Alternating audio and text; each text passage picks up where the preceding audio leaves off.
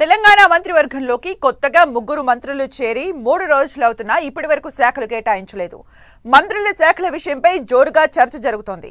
ప్రతిపక్షాలు సైతం విమర్శలు ఎక్కుపెడుతున్నాయి. కాంగ్రెస్ పార్టీలో ఏ ఇద్దరు నేతలు కలిసినా ఇదే అంశాన్ని చర్చించుకుంటున్నారు.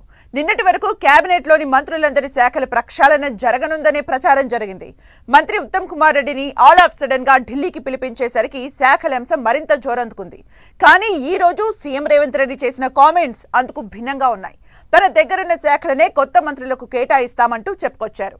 ఇంతకీ మంత్రుల శాఖల విషయంలో పార్టీ అధిష్టానం ఏం ఆలోచన చేసింది? ఫైనల్ గా ఏం నిర్ణయం తీసుకోబోతోంది? Watch this story. 3 రోజులైనా వారికెందుకు ఇంకా పోర్ట్ఫోలియోలు లేవు? అసలు ఈ గందరగోళం ఎందుకు? తెలంగాణలో క్యాబినెట్ రీషఫుల్ తప్పదా? మంత్రివర్గంలో కూర్పులకు సీఎం ఎదురు చూపులు దేనికి? తెలంగాణలో ఇప్పుడు క్యాబినెట్ మంత్రుల శాఖల అంశం హార్ట్ ఆఫ్ ది టాపిక్ గా మారింది. మంత్రివర్గంలోకి 3 కొత్తగా చేరినా వారికి శాఖల కేటాయింపులు ఫైనలైజ్ అవ్వలేదు. అంటే మంత్రులుగా మారి 3 రోజులు గడుస్తున్నా ఇంకా శాఖలు లేవని అనుకోవాలి. అసలు మంత్రులుగా ప్రమాణ స్వీకారం చేసిన రోజే శాఖల కేటాయింపు ఉంటుందని అంతా భావించారు. నిజానికి శాఖల కేటాయింపు అనేది పూర్తిగా సీఎం విచక్షణ మేరకు ఉంటుంది. సింపుల్గా ఓ జీవో జారీ చేయడం ద్వారా శాఖల కేటాయింపు జరిగిపోయేది. కానీ సీఎం రేవంత్ రెడ్డి మాత్రం కొత్త మంత్రుల శాఖల విషయం పార్టీ అధిష్టానంతో చర్చించిన తర్వాతే నిర్ణయం తీసుకోవాలని భావించారు. సీఎం ఢిల్లీ వెళ్లిన తర్వాత పరిణామాలు వేగంగా మారాయి. ఇక్కడే పాత మంత్రుల శాఖల అంశం చర్చకు వచ్చిందట. క్యాబినెట్లో ఉన్న కొందరు మంత్రులపై తీవ్ర అవినీతి ఆరోపణలు రావడం, కొందరు మంత్రుల పనితీరు సరిగా లేని అంశాలు చర్చకు వచ్చాయంటున్నారు. దీంతో సీఎం రేవంత్ రెడ్డి కూడా శాఖల మార్పుకు సుముఖత వ్యక్తం చేశారట. మంత్రులలో ఎవరెవరికి ఎలాంటి శాఖలు కేటాయించాలనే దానిపై పార్టీ అగ్రనాయకత్వానికి వివరించారట. పార్టీ అధిష్టానం సైతం ప్రధానంగా 2 మంత్రుల వద్ద ఉన్న కీలకమైన శాఖలను ఎట్టి పరిస్థితుల్లో మార్చాల్సిందే అని భావించిందట. ఆ 2 శాఖలు నిర్వహిస్తున్న మంత్రుల చర్యలతో పార్టీకి డ్యామేజ్ అవుతోందని భావిస్తోందట.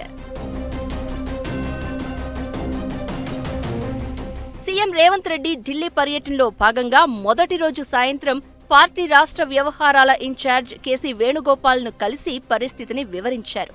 రెండో రోజు పార్టీ అధ్యక్షుడు మల్లికార్జున ఖర్గే, కాంగ్రెస్ అగ్రనేతలు రాహుల్ గాంధీలను కలిసి శాఖల కేటాయింపు అంశాన్ని చర్చించారు. క్యాబినెట్ మంత్రులందరి శాఖల ప్రక్షాళన అంశం చర్చించారు.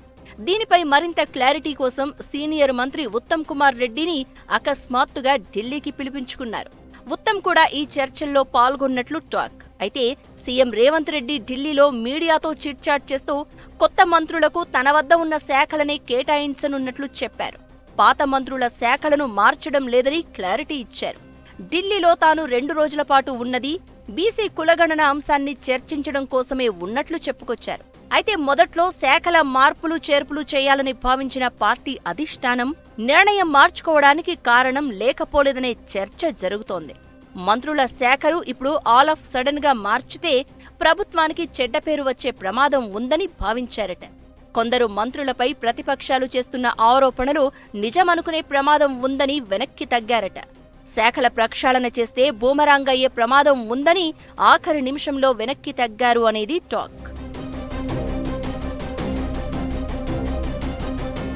ఫైనల్ గా అన్ని అంశాలను పరిగణలోనికి తీసుకున్న తర్వాత శాఖల విషయంలో పాత వారిని ఎలాంటి డిస్టర్బ్ చేయవద్దనే నిర్ణయానికి వచ్చారట. కాస్త అతి చేస్తున్న మంత్రులకు కాంగ్రెస్ హైకమాండ్ పెద్దలు ఫోన్లో క్లాస్ తీసుకున్నారని టాక్ నడుస్తోంది. చెప్పినా వినకుండా ఇదే తరహాలో వ్యవహరిస్తే క్యాబినెట్ నుంచి నిర్దాక్షిణ్యంగా బయటకు పంపించాల్సి వస్తుందని మాస్ వార్నింగ్ ఇచ్చారు అంటున్నారు. ఇక కొత్త మంత్రులకు సీఎం వద్ద ఉన్న వాటినే పంపిణీ చేయాలని నిర్ణయించారు. ప్రస్తుతం ముఖ్యమంత్రి రేవంత్ దగ్గర హోం, విద్యాశాఖ, మున్సిపల్ శాఖ, న్యాయశాఖ, ఎస్సీ ఎస్టీ మైనారిటీ, గనుల శాఖ, స్పోర్ట్స్ అండ్ యూత్ సర్వీసెస్, కార్మిక శాఖ, పశు సంవర్ధక శాఖలు ఉన్నాయి. వీటి నుంచే కొత్త మంత్రులకు కేటాయించడం ఖరారైంది. సో మొత్తం మీద అలా పాతవారి జోలికి వెళ్లకుండా కొత్త వాళ్లకి ముఖ్యమంత్రి దగ్గరున్న శాఖలనే కేటాయిస్తారని దాదాపుగా నిర్ధారణైంది. ఇక ఎవరికి ఏ శాఖ దక్కనుంది అనే అంశమే కొత్త చర్చకు దారితీసేది.